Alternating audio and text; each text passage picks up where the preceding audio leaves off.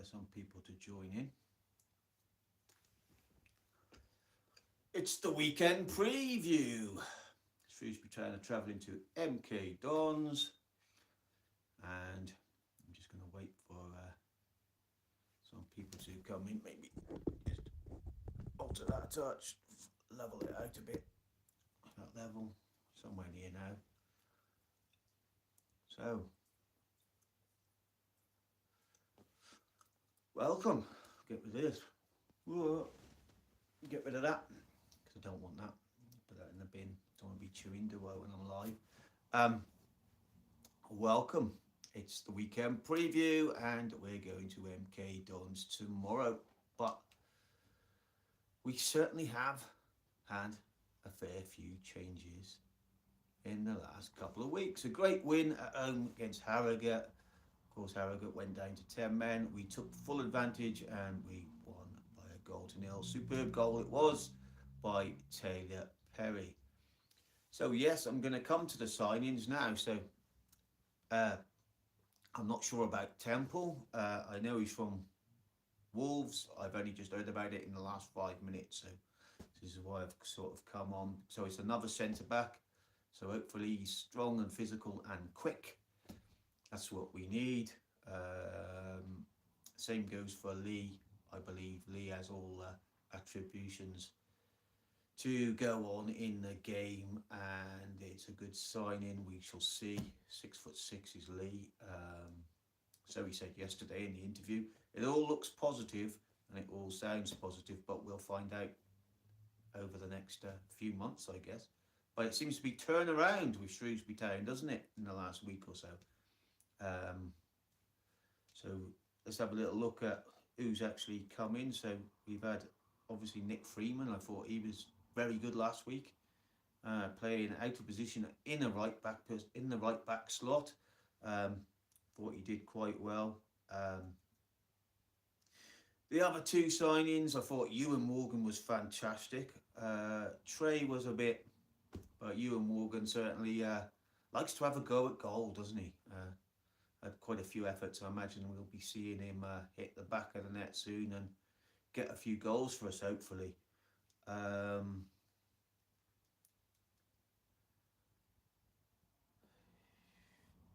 Chuck Sanike's gone, left the club, which I don't think he should have ever really come in at that point anyway. I think surely he's due for retirement.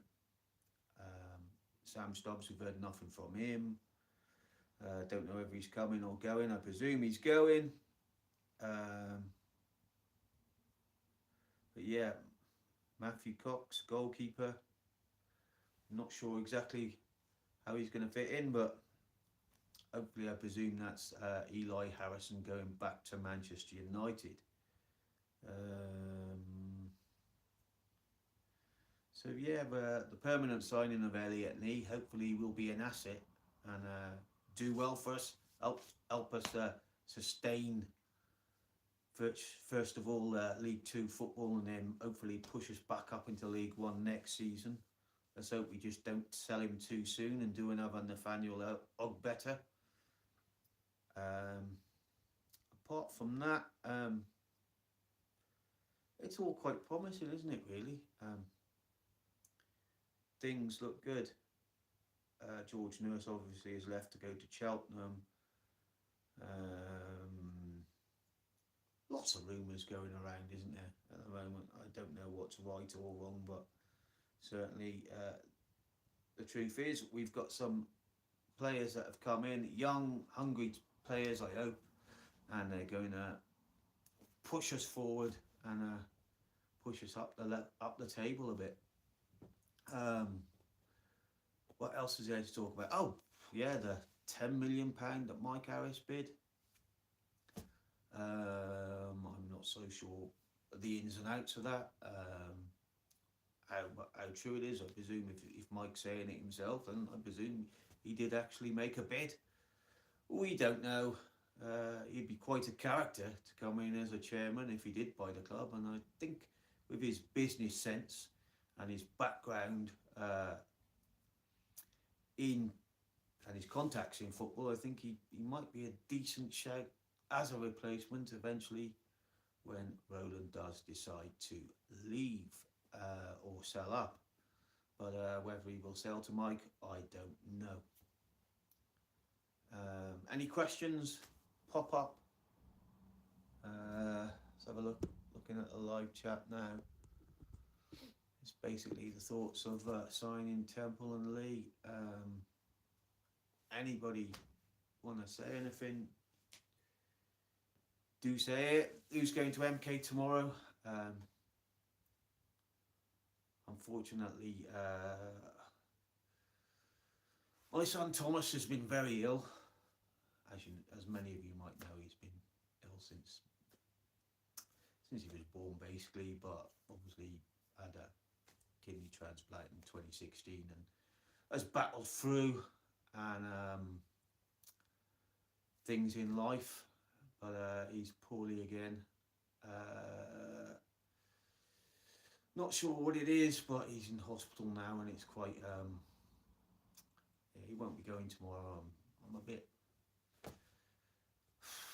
Didn't really want to say it online, but he's doing okay as far as I know. But and he goes in and out of hospital a lot. Anybody who knows him, so my lad Tom, he won't be at my side as normal tomorrow, which is a little upsetting, but I got Joe coming with me again anyway, so Joe's coming with me tomorrow. He's decided to come with his dad to watch the football and to help out with the vlogging and that. So hopefully Thomas is home soon, and yeah. But back to the football, and because that's why I'm on here, basically.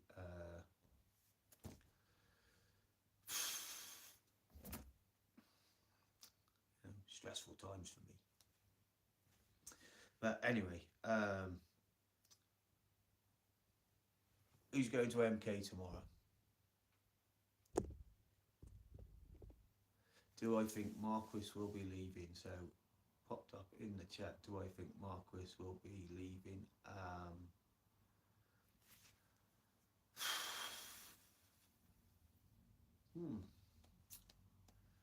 I don't think he will. I think he'll stay till the end of the season at least. And he does have that experience that we need. I reckon he'll be gone in the close season.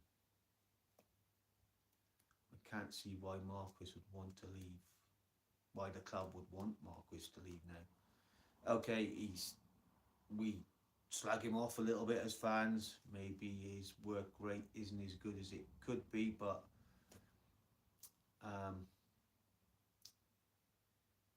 and he does miss some chances, doesn't he? He does miss some sitters lately, and you expect an experienced pro to tuck a lot of those away. But you know, he's been around the block a bit, and we need experience to coach these youngsters.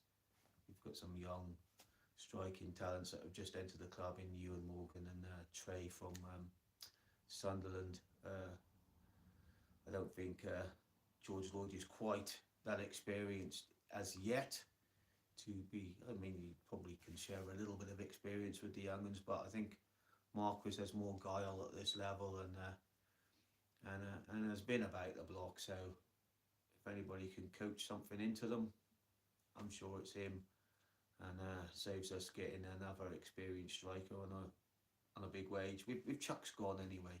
I think you've got to keep Marquis for the experience factor for the young ones.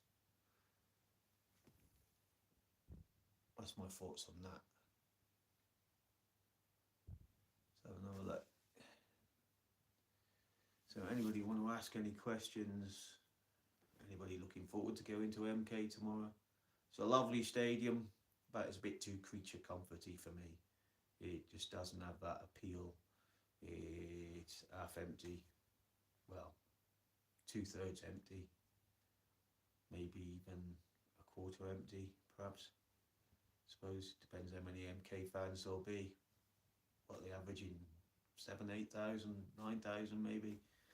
So with that in mind, you know, you're looking at the stadiums about quarter full at about 7,000, 8,000. So I think it was the capacity of it. Is it 30,500, something like that? Have you heard anything or either sale of the club?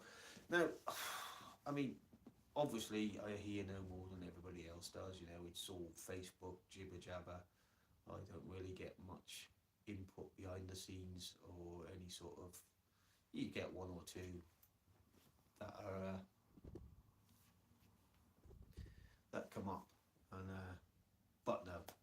Only the only thing I know is that Mike Harris apparently made a 10 million bid, which has been in all the papers and on social media in the last week, well, in the last few days. So apart from that, I don't really know anything.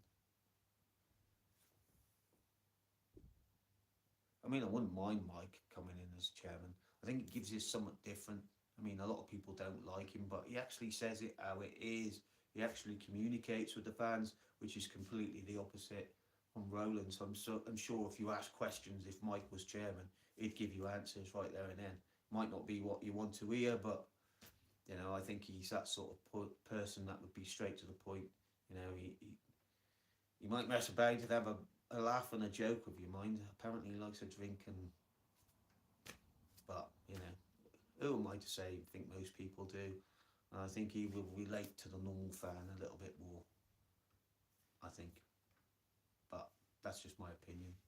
I mean, if someone comes in from the States, you know, superstars, Hollywood, whatever, yeah, okay, I'll probably accept that because it will mean that we will inspire the local community and everybody will come out of the woodwork and get behind the club, and that's what we lack, that community feel, that everybody comes out and gets behind the club, and that's the only way forward, really. That's the only way for us to sustain. I mean, without everybody coming out, even like selling out the ground, we're going to only be competitive at this level, and maybe if we get into League One, we might be upper mid-table, perhaps if we could sell out every week. But apart from that, that's a bare minimum. So, and if you're selling out every week, it makes you a viable proposition for somebody to come in and put money into the club because they've got a good fan base. You know, things like that matter, I believe.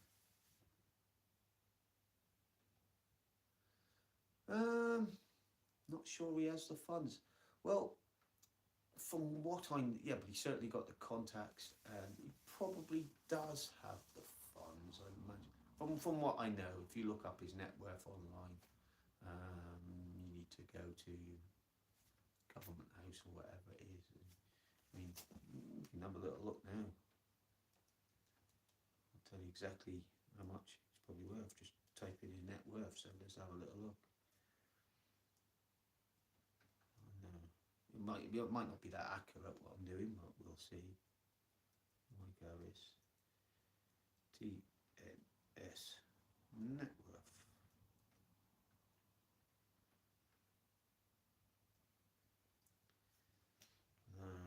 Well, it won't be net worth, will it?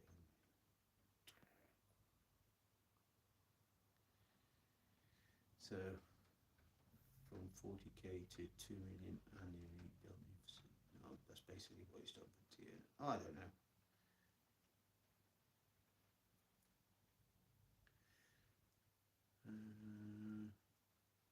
Let's have a little look.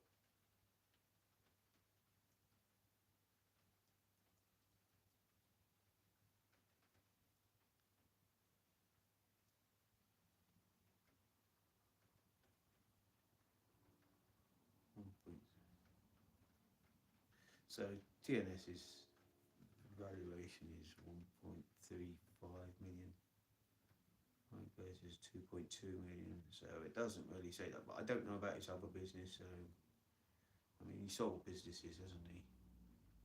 I don't know, but one thing he will do, he will work hard, and he will go out and find funding, and he will go out and find resources for the club. Whether he can afford it, I don't know. I presume he can. I don't know.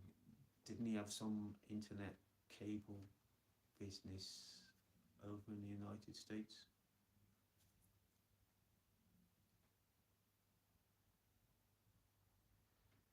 I don't know. I don't know his financial status, but I presume he's quite a wealthy guy.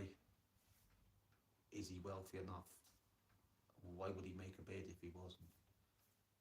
I mean, that's all I'll say on that one. Maybe has bid a bit low, perhaps. I don't know. I don't even know what the valuation of Shrewsbury Town actually is as a club. I mean, there's lots of stuff about the land being slightly separate issue. Obviously, the club land was sold, wasn't it? The old Meadow Club land was sold. Does that count?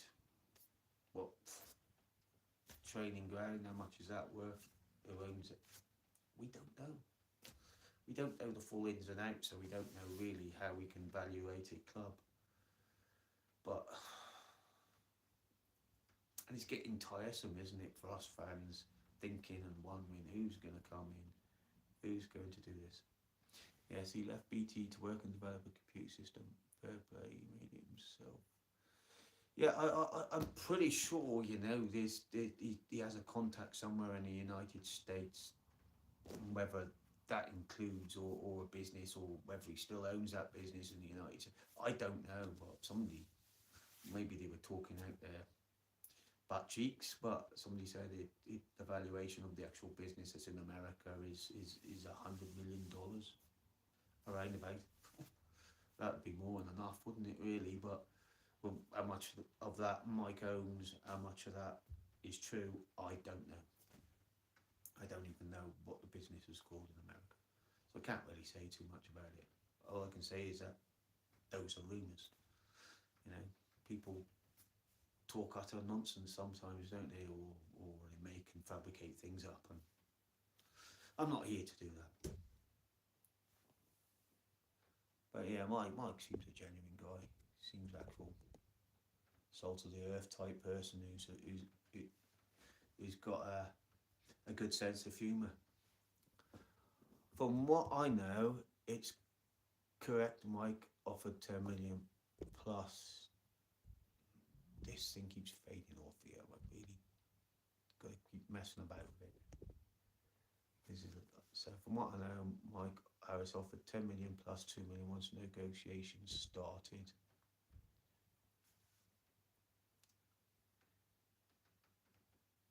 He very quickly lowered the price, so 10 million was never Mike Harris's intention. I don't know. I can only go by what you say there. There's a lot of things said as well about Roland as well. Perhaps selling the club to somebody, was it Burton owners? I don't know. And then hiking the price up so they wanted more. So it's all people sprouting stuff. We don't know the truth unless one of them actually comes out and states, this is what I did, this is what I say I did, and they do it themselves. Then you can only go by their word. Then you can't go by other people's words. So it's all above our heads, isn't it? I mean, if I had 15 million, I'd go down there right now and just go, there you go. But I haven't. I'd certainly have some plans anyway. What would I do? Yeah, this is a good question. What would you do if you had the money to buy that football club?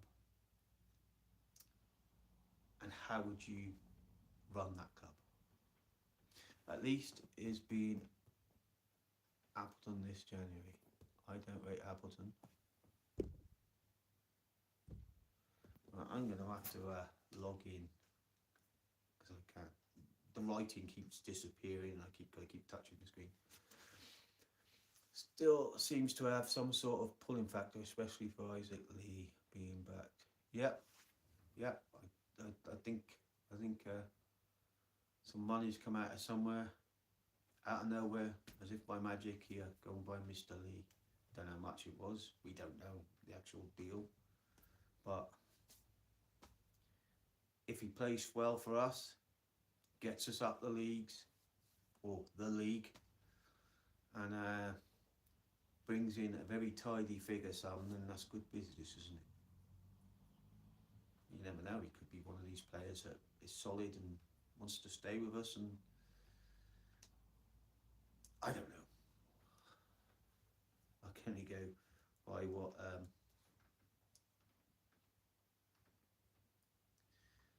so yeah, I'm still looking at this. Assets, right, so Mr. Michael Harris. I don't know if this is the right one.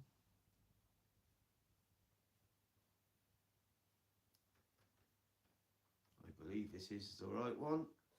And it says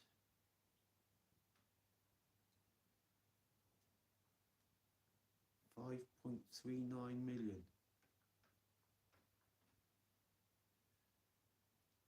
So Michael holds a current appointment equals 165.4k combined total assets value of 5.39 million with total current liabilities of 3.86 million and total current net worth of 1.53 million. So that's all I could dig up online anyway. So 5.39 million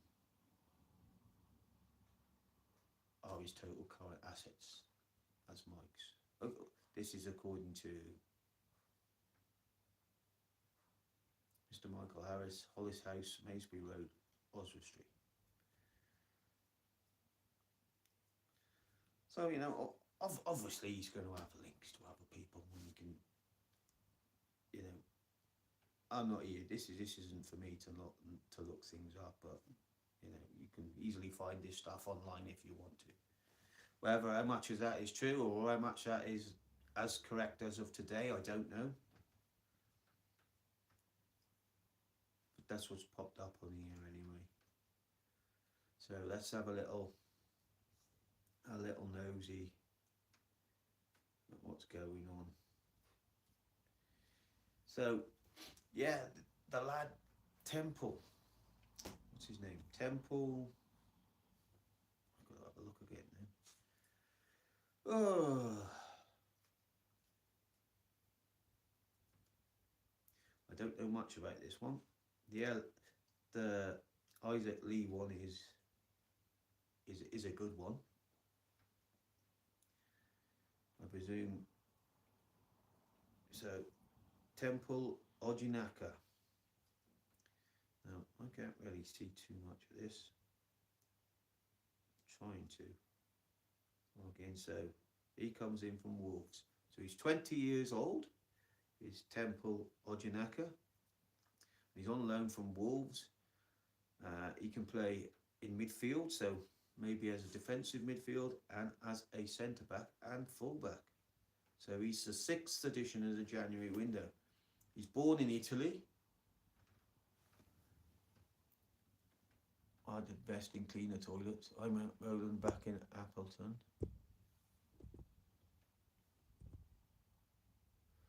Anything you heard on Jordan Shipley coming back in on loan to the end of the season? Absolutely nothing about Jordan Shipley.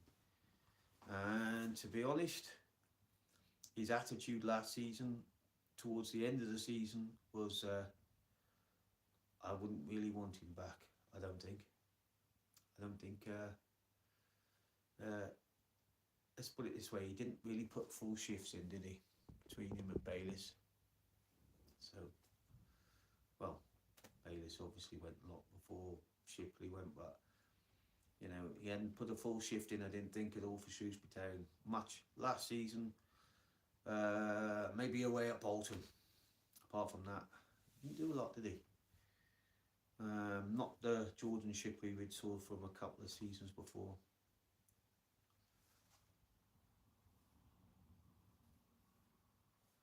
He certainly, I don't think he did want to be with us. I think you're absolutely right with that. So absolutely not. Jordan Shipley can stay at Port Vale and get relegated with them. That'll be 2 relegations. 2 relegations might equal something.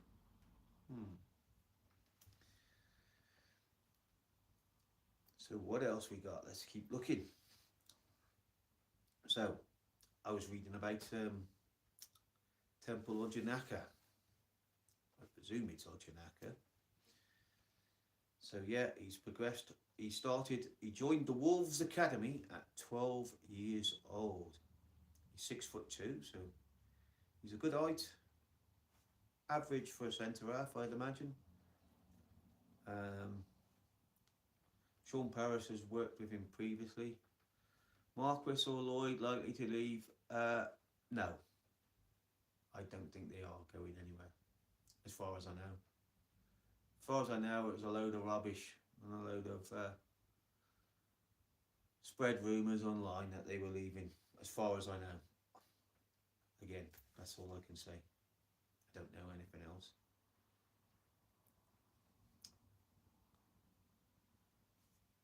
So, yeah, Temple has worked with Sean Parrish before. They've kept an eye on him. We knew there was a possibility of getting him in for a few days, which we did. So we then very quickly got into an agreement, and we're delighted to have him on board. So welcome to Temple Ojanaka. So we've got two young, pacey, I hope they're both pacey, centre halves, with Boyle alongside them.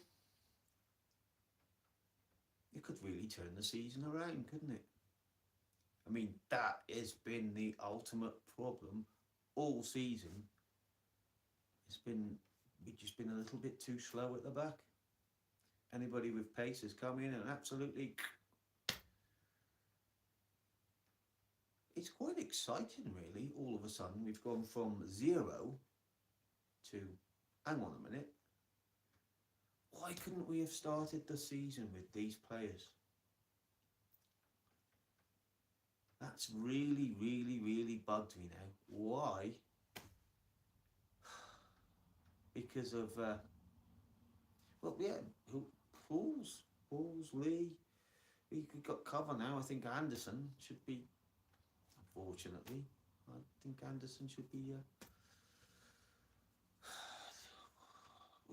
it just doesn't seem right, does it? You know, it just seems a little off the pace for League Two level even. So, and there was a reason why he wasn't playing. Toto Enciala has joined Bury FC. I didn't see that one. So yeah, well done, Toto. He'll be playing. You'd like to go and watch him play for Bury when they play at Shifnal. I think Shifnal host them sometime in the week. I think it got postponed over the New Year. There's something in the region of about 500 to 600 Bury fans are supposed to be coming down for that one. Could have been Shifnal's record attendance, I believe. But obviously, whoever put pay to that one. That was on the weekend we played Wolves. Was it? Or was it? No, it might not have been. Oh, it was the day that our game got postponed. We have a few memories at Gig Lane. Oh, I certainly got plenty of memories at Big Gig Lane. My earliest memory of going to Gig Lane was 1993, speaking of which, no, again. They were having one of the new stands built. So, if you think where we normally have one of the ends behind the goals at Bury, don't we? But we were actually in the main stand that day. It was about 1993, so you're talking about 33 years ago. Exactly round about this time in the new year. Round about it was. There was snow down, and behind the one goal I think they had a bit of a terrace that was covered. The opposite side, so the main stand where it is now is still there. That's the only stand that hasn't been redeveloped, I think, and we were in that stand as well since. And then the other away end from the playoff semi-final, I think that had a different type of roof back then, but it looked like it was falling apart. And then stand down the side that's opposite the main stand was being built. So I remember that game very well. I remember it was very icy, very snowy, and we were 2-0 down at half time. And it's quite funny, really, because we played, obviously, we were the better team in that game, in that first half. How we were 2-0 down, I'll never know. But second half, we come out and won the game 3-2. I think we had a player playing on the wing that come on as sub called Mark Rutherford. I can't remember who got the goals. I think it was Mark Taylor, Mickey Brown and Dean Spink maybe that day. Well, that's one of my favourite games, that is actually, the Bury one away when we were 2-0 down and we come back 1-3-2. And I'll never forget it. I think we were doing the haka, the New Zealand haka. Everybody started doing that, being stupid.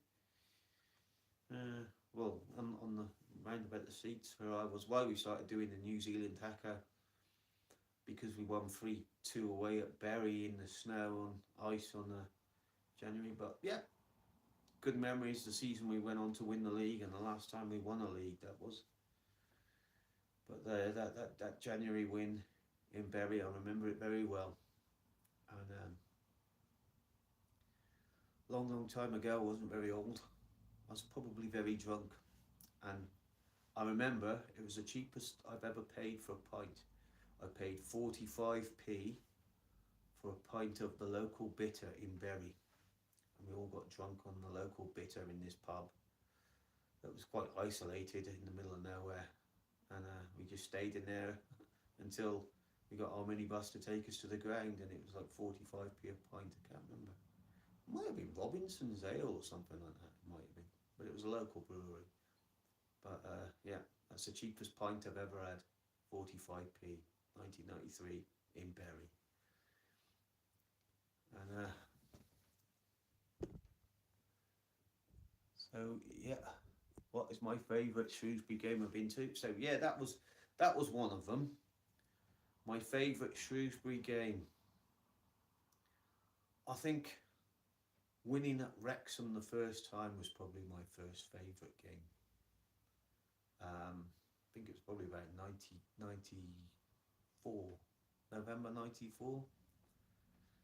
And obviously they gave us a top tier behind the goal, like they always did, and never gave us the bottom. I think it's, we'd sold out, I think. Somewhere near anyway. There was about 2,000 town fans there, and we had the top tier. And I remember we played well, but they'd had some chances, and it was kind of late on, and we were thinking we're going to lose this 1-0. And then all of a sudden, out of nowhere, we had a couple of chances, and then one come to Paul Evans on the edge of the box, and he just smashed it in the bottom corner. And the whole end just went absolutely up, because I thought, most people thought, well, we're going to lose this, because but the emotions of actually getting that first win away at Wrexham, well, for me anyway, it just, I don't know, it just sticks in my head. That goal does. Paul Evans, bang, bottom corner.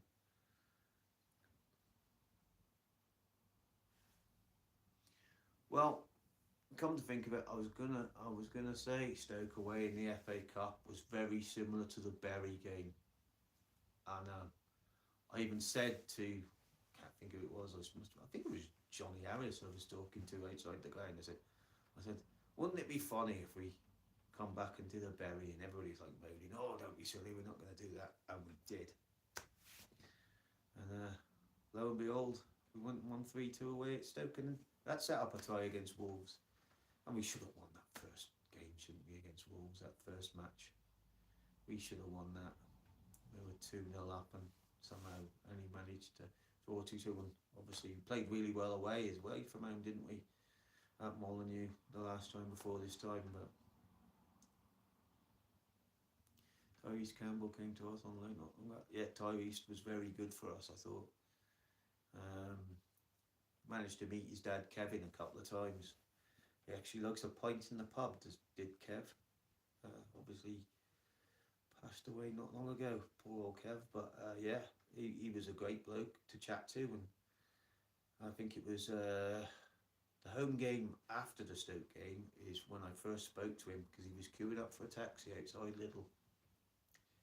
And all my kids, well, a couple of my kids like Arsenal and the other one like Everton, so they went and had their photos taken with him. And Tom, the youngest one, likes Chelsea, and we said, "Oh, that's a shame." He said the other two one likes Everton, the other two like Arsenal, and this one likes Chelsea, but he didn't play for Chelsea. He went, "Yes, I did." He said, Kevin Campbell said, "Yes, I did. I played for Chelsea's youth team." So that put a smile on Tom's face, and yeah, they all had their photo taken with Kev outside Lidl, and then obviously later on a few other away games I bumped into him. Another one was away at Cheltenham in the pub. I had a good chat to him about his career, to be honest. Yeah, we're talking about his Arsenal and his Everton career. Yeah, but and it's quite a shame that Kevin passed away, but yeah, good memories again with my kids, and actually meeting Arsenal and Everton legend for him, as well as his lad was playing for Shrewsbury Town. So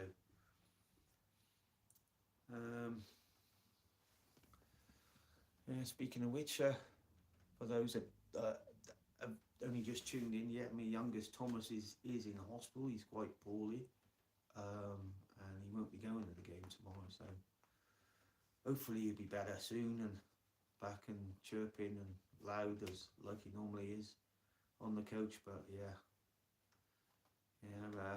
it's been a bit of a tough couple of days for me, so I think hopefully he'll be better.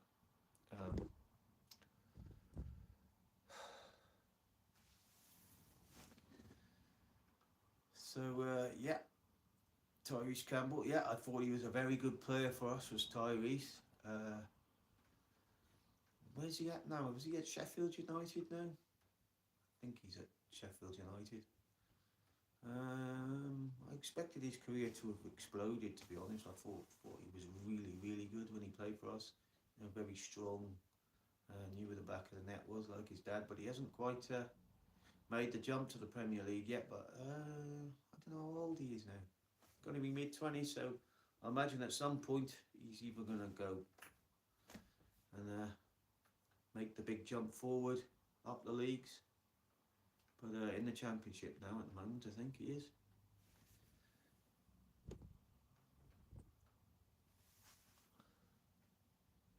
Yeah, he's still at Sheffield United. He's 26. Yeah, I thought he would be about that age. Yeah.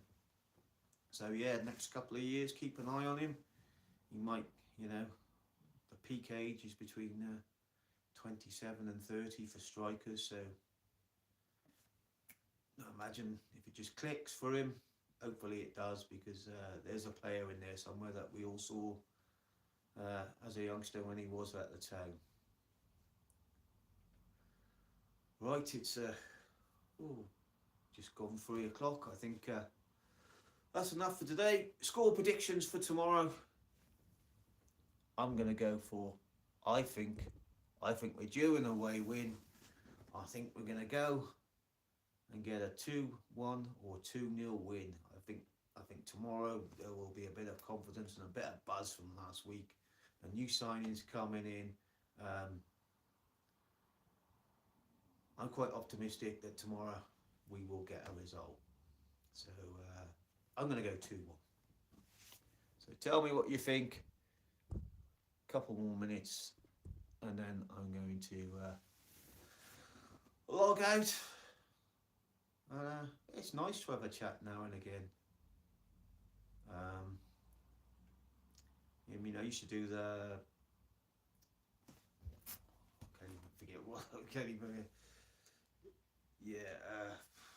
the Fourth Level, of course, is the show that I used to do up until about Christmas time, and I don't know, I've lost a bit of motivation for doing that one with the stats and all that, so I might do one monthly perhaps from now on. I'm not going to do them weekly, but I like doing like these chats where you can get a little bit interactive and talk with fans and that, and I can't really do that with the Fourth Level. So he's going to say, I'm going to say, so 1-1. Yeah, 1-1, yeah, hopefully, yeah. Oh, a point, you know. A point would be better than nothing, but oh, it'd be nice to get an away win, wouldn't it?